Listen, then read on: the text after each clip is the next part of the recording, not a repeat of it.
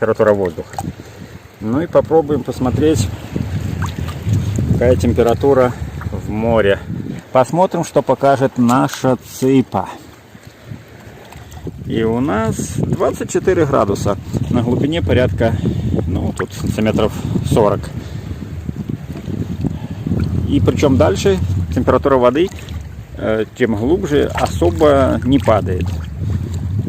На мой взгляд, это очень комфортная температура для купания. Ну как, не очень комфортная, но нету никакого дискомфорта, скажем так.